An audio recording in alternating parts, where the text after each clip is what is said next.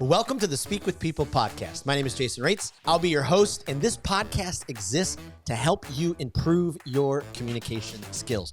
Whether you communicate one-on-one, to a team, from a stage, or from behind a screen, we know that when we improve our communication skills as leaders, it exponentially changes everything. It improves our relationships, it improves our leadership skills, and it improves our business skills. So let's get ready to dive into this next episode.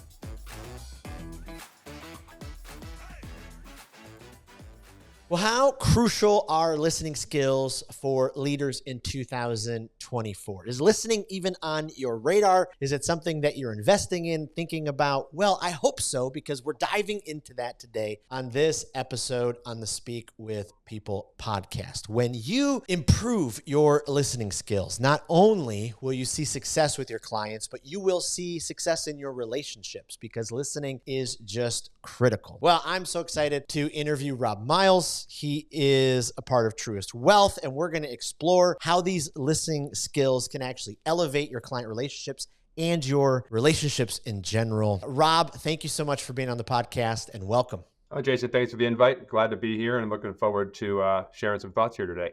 Absolutely.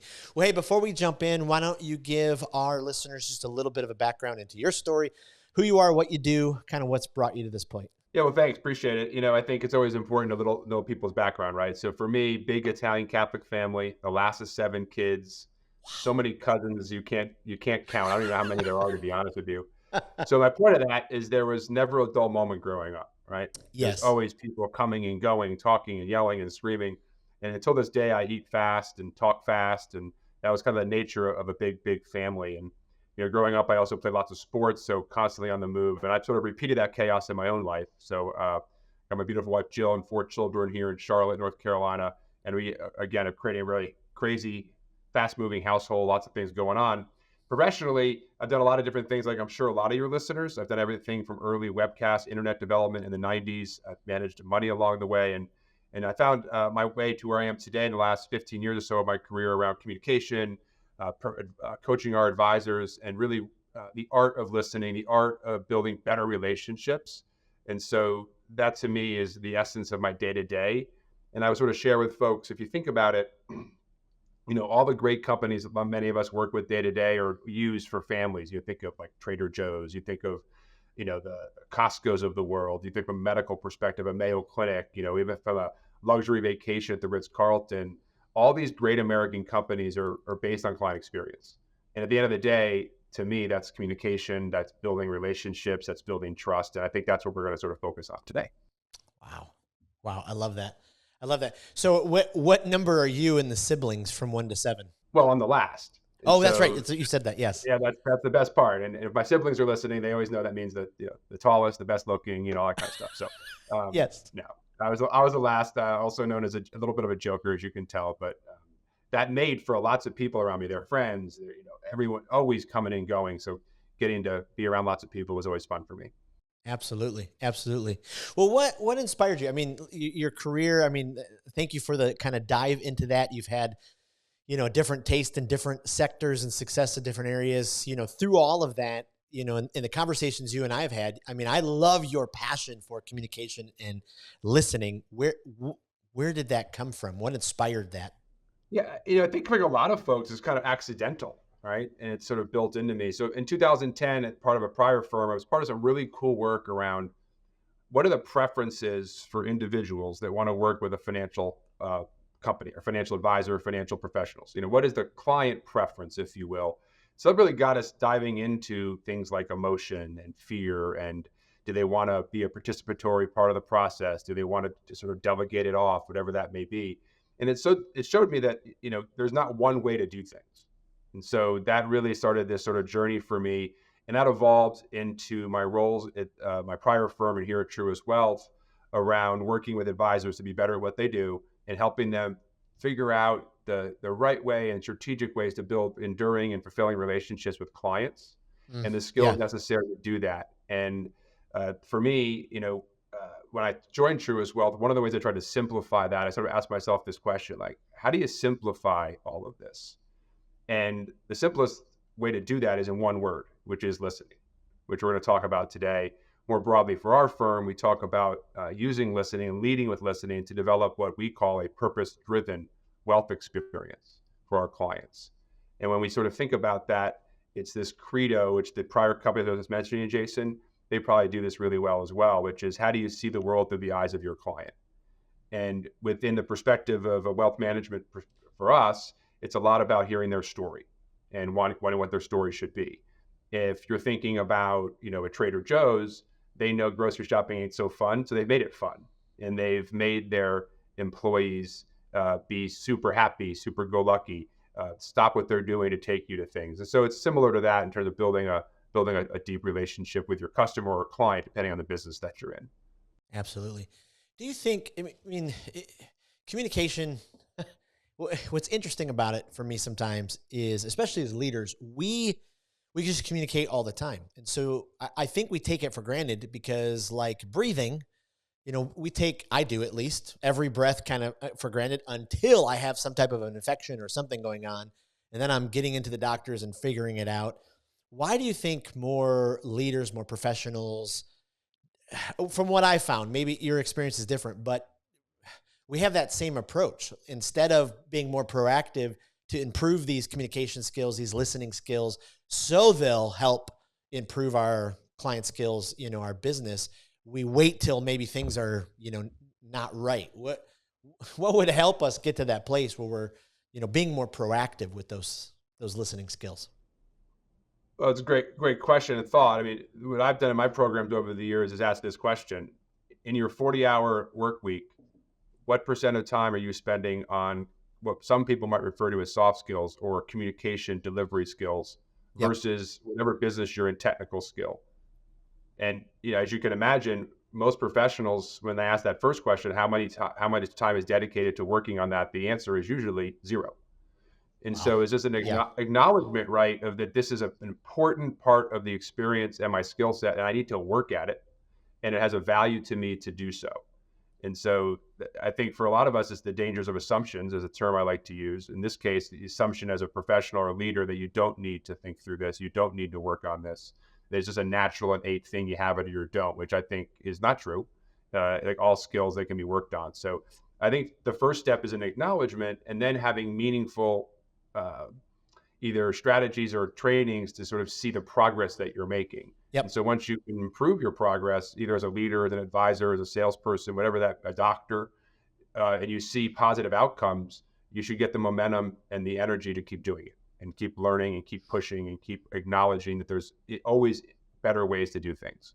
Absolutely. Oh, I love that. I love that. So when it comes to our listening skills, as you teach and train your team, are there key areas that you guys hone in on to make sure they understand the importance, the depth, and kind of those, the practical components of the listening skills?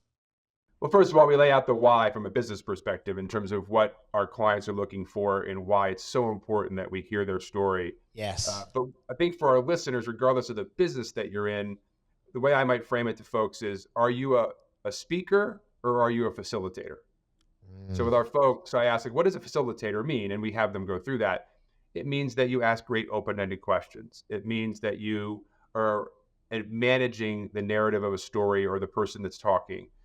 It means that you are good at not going into those rabbit holes and you're able to pull it back and make the conversation more meaningful. If there's multiple parties participating, you're really good and skilled at bringing different viewpoints in and making sure no one is left out of that conversation so you could hear their Wow. point of view. Yes. And so framing it up as what I refer to as being a behaviorist, if you will, is in our business, it sort of changes the thought process around I'm not here to speak or to always speak the whole time. I'm here to engage and to be in a listening mode. And then we teach strategies and tools to do that, as opposed to, I think, mistakes some people might make is if I'm just a better listener, I'll have better conversations. Yes, to a point, but you have to have a framework, a strategy, an approach that you can refine and improve. And in the right situations, like we believe, certain tools we can provide our advisors that help engage in that conversation and create a more consistent and impactful listening experience for the person that's being discussed with, if you will. In this case, a client. Absolutely. Absolutely. I heard you speak recently on a podcast and you talked about listening skills, and especially, in your field, you talked about just the privilege it is to be able to sit down and how you get to help, people succeed, hit their goals, their dreams. I mean, and what an honor that is. I loved that perspective, because so often I think there are so many, and maybe even some of us have been guilty of it who are listening, but we just get in this rut of we're working, working, working, working, working. We've got to hit our goals, hit our goals. And I just loved how you kind of took people back to the beginning and said, you got to remember, like, this is sacred work that we get to do. And listening is a huge part of that. Do you find that with, especially some of your more veteran advisors, that they get that, or does it take time to develop? Well, I think it's interesting. I got a lot of feedback on this, and a positive one, just like you shared. And for our listeners, what I refer to is with our teams, and I think about this industry, it's the nobility of the business. Mm, It's a noble profession. yes. Every day, our teams here and across our industry, hopefully, are working to improve the lives of the families that we are privileged to serve. Whether Jason, if it was you, your family, and I know you have a 19-year-old son, and what are you looking with your business? And if we give you best in class advice, we're going to alter the success arc forever. And that's an important thing to acknowledge. Absolutely. Oh, I And love so that. I think we just have to stop sometimes and talk more about the nobility of this business. And for our listeners, depending on the career they're in, they may be in the medical profession, they may be a pilot, they may be building people's homes. Who knows? Whatever their profession is, you got to find the nobility in it and the impact it has on people. So for our business, though, we believe it's extremely noble. We compare it a lot to the healthcare business, if you will, and I like to think of it as if you can have great personal physical health and have phenomenal financial health. Well, those are two indicators of a very a well lived life, if you will, and a very hopefully happy and productive life at that. Oh, wow. Absolutely. Because mo- it seems like most stress in life comes from financial pressure and stress. And if that's removed, whoo, wow, I can breathe now and I can live life to the fullest. Yeah. If my four kids are listening, once they all leave college, that will be me and my wife Jill. So yeah, we'll get there. Absolutely. Well, walk us into, let's just walk into a client meeting. So I'm sitting down with a brand new person, and what are some of the things that I need to think through as I'm about to go into this conversation, especially when it involves listening and getting to the heart of their story, because I love how you bring up story and how important that is. Yeah. Well, I think I sort of misframe it this way. Sort of think of a situation maybe everyone got their hands around. First of all, you as in this case, an advisor in our experience, as a listener, you need to be committed to that cause. And you also need to know that if you know more, you can do more. Wow. But you also have to make the assumption that you don't know anything yet, or you don't maybe know what's most important. So that's the first the mindset.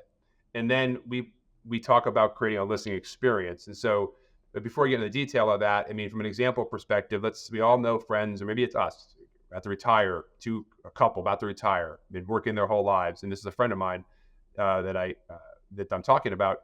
And they asked me to come over, and they were going to go with this financial firm, and they asked me some questions. And I just simply said, well, what did you talk about with them?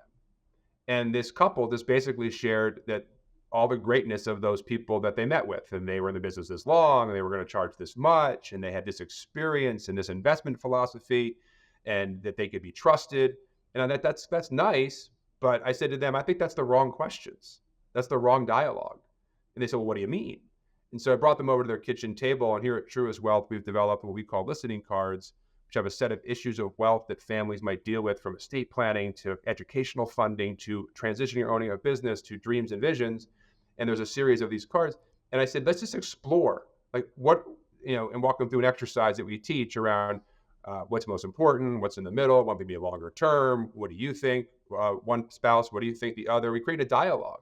And that energy, you start to learn so much about this family that the other firm in this case did not. And things like what their travel plans look like, how many times they want to travel, what do they think about their only child, and what are they going to do with the wealth if it's passed to him or her, and the sort of the depthness of their anxiety around finances. And back to listening, as you and I've talked about, Jason, is the questions, right? So if you say you have anxiety in this case, well, why? Tell me more about that. Wow. And it ends up being that their friends have made financial mistakes or had not received great financial maybe advice, and therefore had to make decisions which were financially harmful to their own retirement. So they're watching this, right? And so you put that all together, we landed a very different approach, a very different understanding. And of course, as you can see where the story is going, we can give better advice when that we know this information. And that's what we're encouraging our teams to do. But within this industry, we just believe that leading with listening is the key to serving our clients in that noble way that we just talked about. Wow. Leading with listening. I mean, that is powerful. Imagine, I mean, I don't know what the exact number is. I've read it a million times, but how many employees leave their company? And it's typically not because they have a dislike for their company or all that, but maybe there's some issues or, struggles they have with their immediate supervisor. And the one that comes up so much is listening. But imagine how things would change in our organizations if we led with listening. There's an old percentage out there. Some people say, sometimes it's 70-30, sometimes it's 80-20. Do you agree with that? 20% of the time you're doing what you talked about, getting that, the story and all of those kind of things. And then the large amount of time listening. Would you put a different number in those two spots, or would you agree in there? Studies I've read are similar, but before I do that, to your point on leading with listening, a good colleague of mine here at Truist Wealth, Craig Cassio, our head of planning, is the one who coined that phrase through our discussions. And Craig and I have talked to depth about how different that is to lead with listening in our industry. And to your other point, I think you were tying it to like employees with leaders, correct? Yes. Yes. I think same thing, right? If you're a leader, are you listening to the people on your team? Do you understand what their hopes and dreams are? Do you understand what their challenges are? And I think there's stats on there. People leave the manager, not the job, right? Right. And I can 1000% agree with that in my own experience going forward. So, as for your question around, I'm now blanking on your question. So what was the question? Yeah. So when it comes to the percentages. Oh yeah, sorry, yeah, 70-28. Yeah, the data there is similar to what you said. And what I do, again, data's data. But what I've done in rooms of folks is how start shouting out the percentage of time you're talking in the meetings that you run. Yep. And in terms of client meetings, and people will just say 60, 70, 80, et cetera. And there is research that says even when someone says lower number, they actually talk more than they admit, or they think, maybe I should say, or they realize. But so I said, what if we flip that? And our perspective is that listening is so important that if we can have our clients speaking 70 to 80% of the time in certain situations, how much more would we know about them? Right. Or said differently, the best way to serve a client and the best way to understand what's the most important to them and the best way to give them the most noble of advice cannot be us speaking 80 to 90% of the time. We just, we kind of refuse to believe that to be the winning strategy. And so we've sort of backed away from the table and said, what if we created a more unique and client-driven strategy, which is where the listening strategy that I referenced is sort of birthed out of, if you will. Well, I love that. That goes back to what you said earlier about are you a speaker or facilitator? Because so often we sit with a client and we just want to rattle off what they need and instead of listening so we can be able to take our products and services and present them, a better holistic plan to be able to do that. And just, the changes that would happen if we did that. I mean, you think about it in our client relationships, but even in our own relationships, if sure. I mean, Yeah, there's probably someone out there that's coaching youth sports, correct? Right. And so if you're coaching youth sports, how do you know what all the kids on the team are feeling and saying? Have you listened to what they're trying to accomplish with, what their fears are? So, one thing I'd point out, Jason, too, as you were saying that is, one of the reasons listening is so hard is it takes courage. Ooh. And what I mean by that is you have to go into a conversation where you don't know where it's going. You don't know what the story will be. You don't know the tougher topics that may come up depending on the situation. So in a wealth management perspective, it may become very personal. It may become very emotional. And I believe that that's okay. Yeah. And I think related to that, and I know you've studied this as we talked about it, you think about precision listening or active listening. I know you speak to this topic as well. Listening is an active skill. You have to demonstrate that you're listening, either through the experience you create, the tools you use that I referenced earlier, or certain skills that, people like Charles Duhigg on super communicators talks about. I've talked to a professor at Stanford named Jamil Zeki who talks about this from a precision listening is what he calls it. And there's a sort of concept out there that if you want to talk a little more about, we can, called looping for understanding.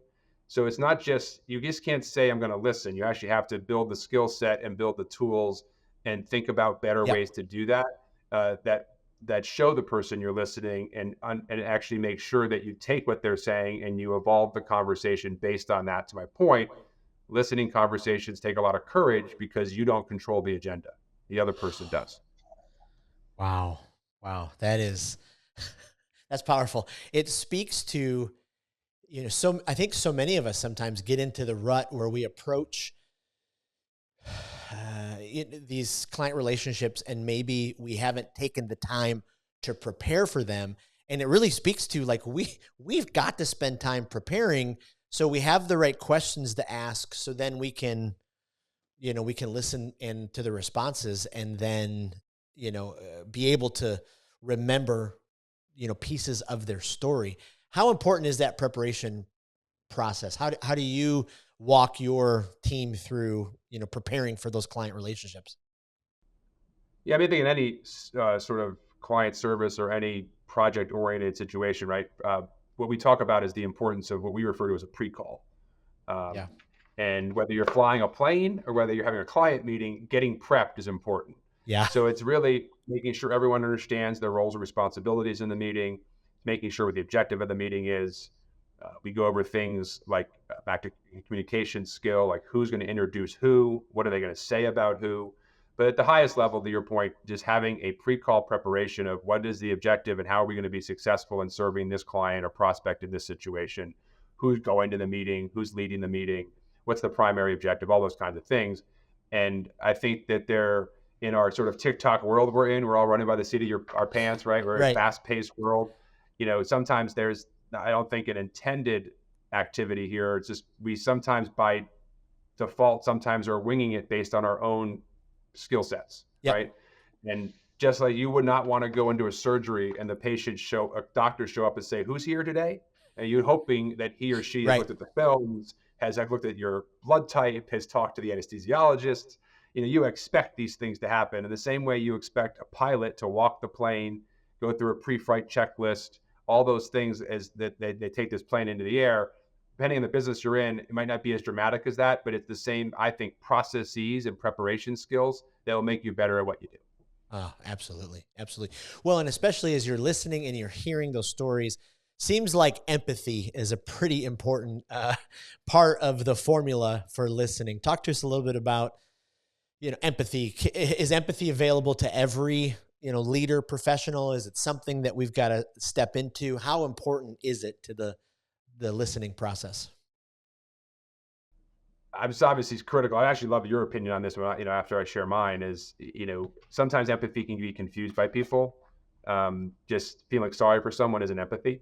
Yeah. Empathy is really living in their shoes, understanding what they're going through, and appreciating that, and those kinds of things. And so, I think similar to listening, empathy is probably as part of that, emotional connection sort of skill set is, and I'll use the word authentic.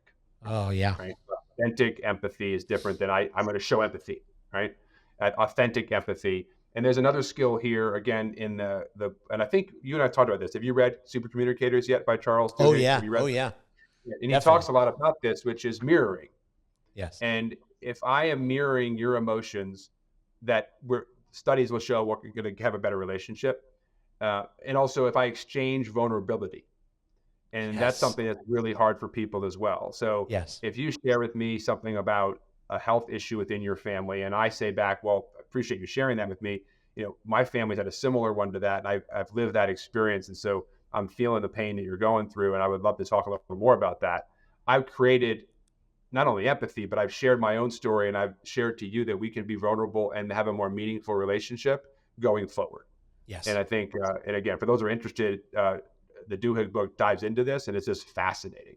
Oh, But again, back to depending on the relationship, some industries, some people are afraid to show that vulnerability.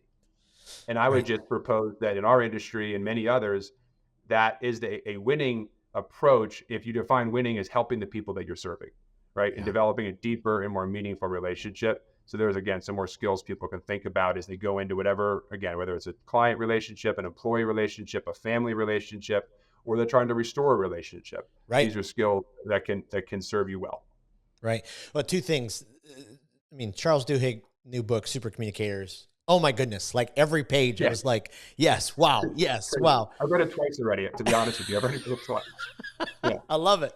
I love it. Right. Well, and then two, we live in a day and age where people are bombarded all of the time, all the time. And so every industry, there's a million different options for them. And the skills that you're walking us through and the tools you're giving us right now, this will set you apart because especially the older generations, and to some extent, as I look at the research from, millennials on up, we want that personal connection because we're so bombarded with technology all the time. These are skills that are so needed in 2024. I mean, our kids are growing up in a different world, right? And Yeah. so it is a busier world. It's a TikTok world. It's people don't like spend time with each other, and so when you can have certain skills like listening and stick out from the crowd, you're going to be more meaningful and successful.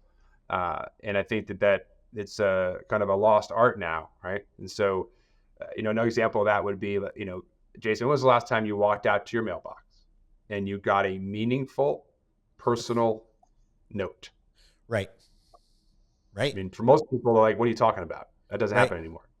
And so for those that are trying to create relationships, that's another type of approach you can take. Like, can you do something like that surprises someone in an age where it's not normal? And Right. so I think in our industry, having and slowing down to move faster, right? Taking someone and saying, hey, for the next 45 minutes or so, we're going to go through an experience that will allow you to tell your story about where you've been, where you are, but most importantly, where you may want to go and the types of things you're thinking about. And that's going to allow us to really understand your story at a deeper level. So in turn, we may be able to offer better or more integrated advice or get the right teammates involved to give you that. Yep. That's a compelling opportunity to the person listening to you Yep. that you in turn are going to listen to back. And so that's something that I think, again, in our world, super fast world, slowing down to be more effective and faster is a proposition people would enjoy hearing. Well, and it's beautiful. I was just listening to Donald Miller's podcast, Business Made Simple. He was interviewing Will Guidara, who wrote another tremendous book, Unreasonable Hospitality.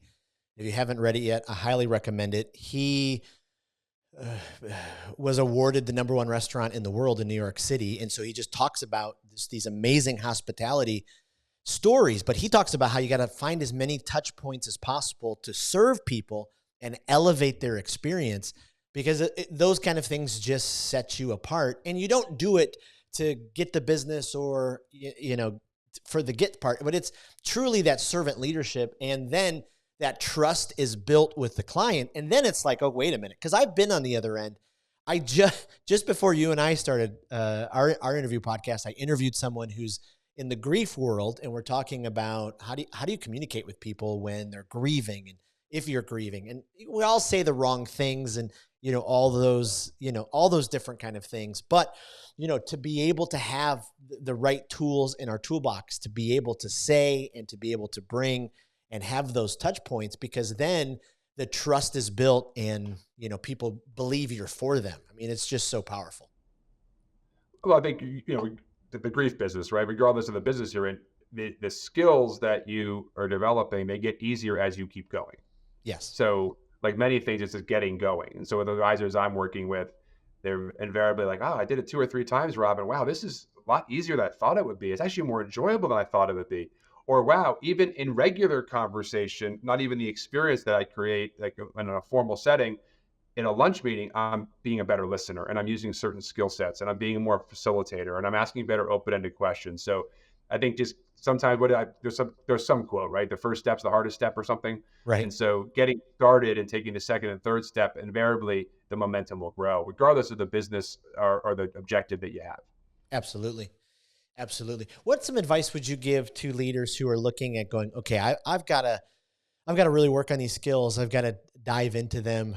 I love that kind of chunk of wisdom you just give us, kind of just start. What are some steps you would say, hey, if you want to start going down this road to really improve these skills?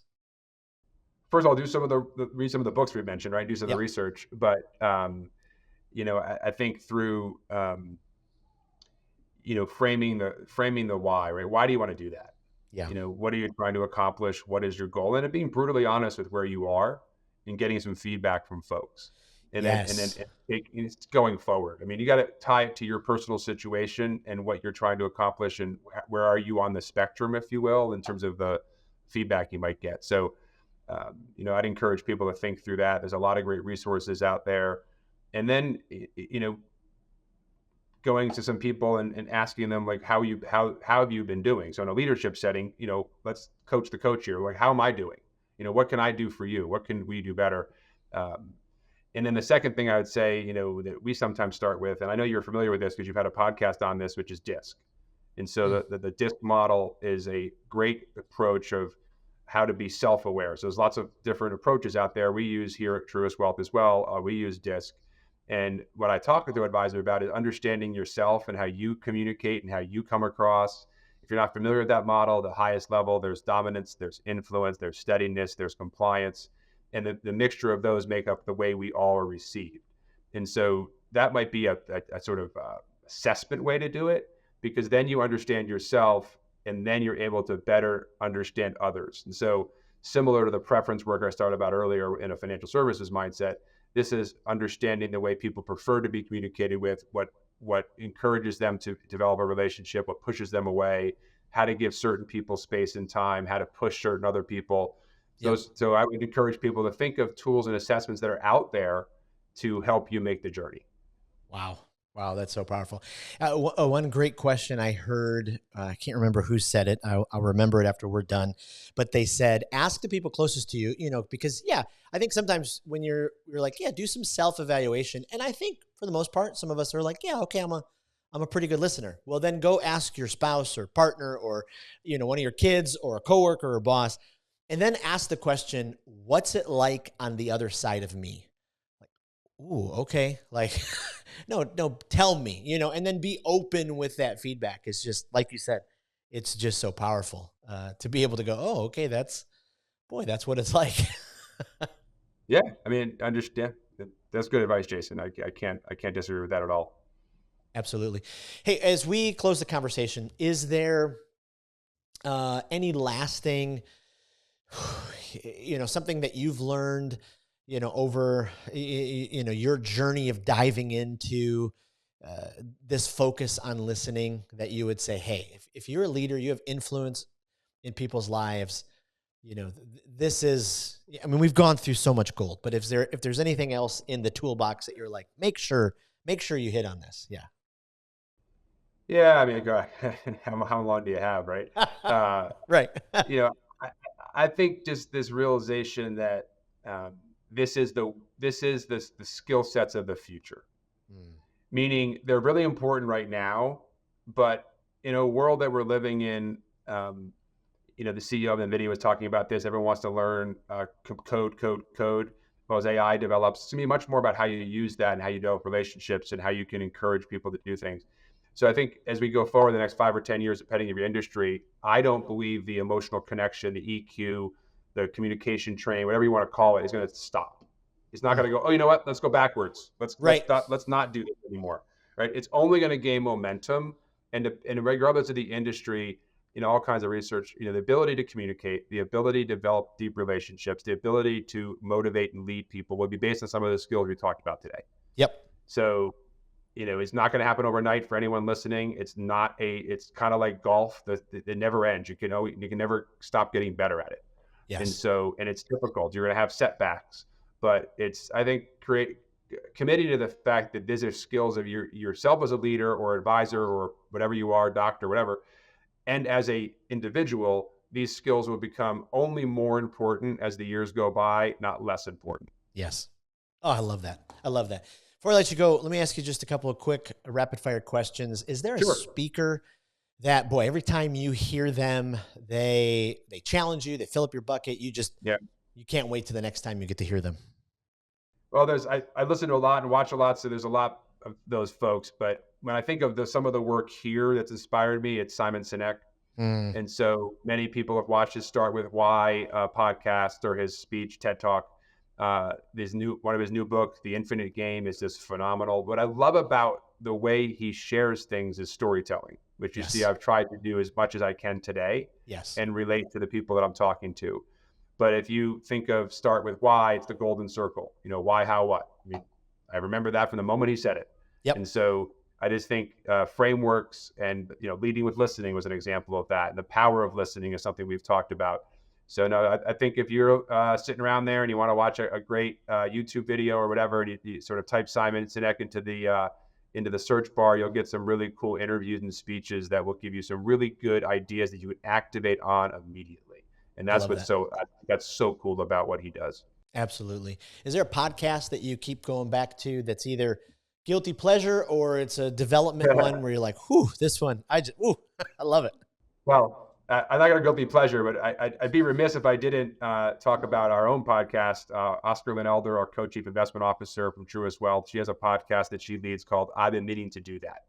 And what I Oh, love about that is that it sort of speaks to our clients and the people we're trying to serve, because all of us use those terms. I've been meaning to do that. I've been meaning to update my will. I've been meaning to figure out who's going to take care of my absolutely. kids. I've been meaning to get life insurance. I've been meaning to review my sort of retirement plan.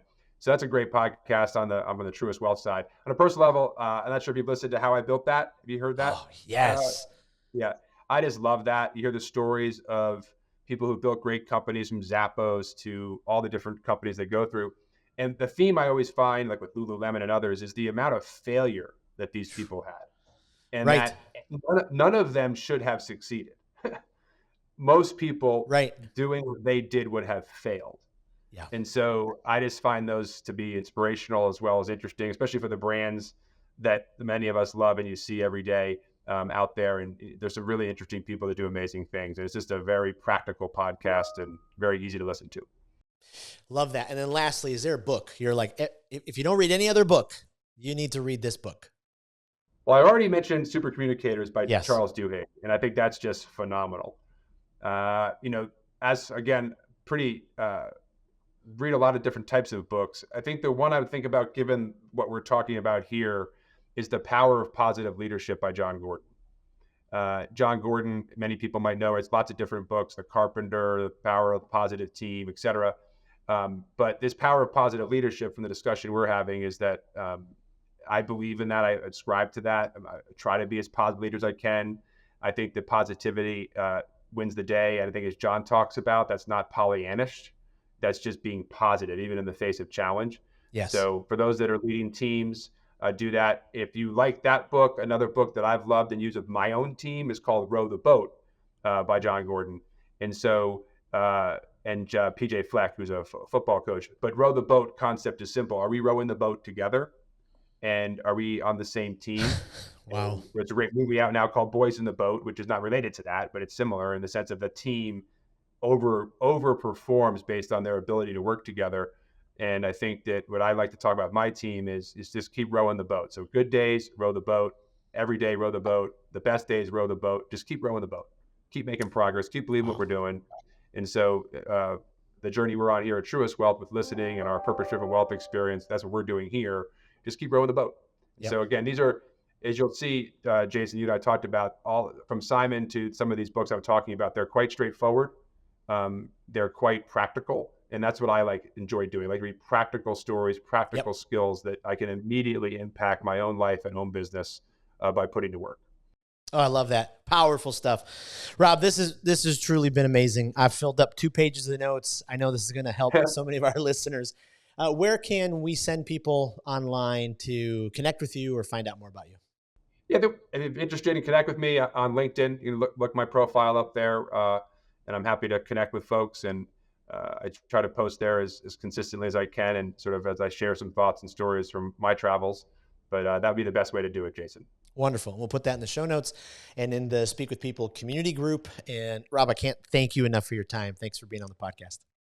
I appreciate the invitation, Jason, and it's good to be spent some time with you. Have a great day. Well, thank you for joining us on another episode of the Speak with People podcast. We hope that you were encouraged. We hope that you were inspired and challenged to improve your communication skills. I want to thank you again for being a part of the Speak with People podcast community. Make sure you don't miss out on being a part of the Speak with People Facebook community group. Just head to Facebook, type in Speak with People, scroll down and join our community, because every single day we're encouraging each other, we're helping each other to improve our communication skills. Thanks again, and we'll see you in the next episode.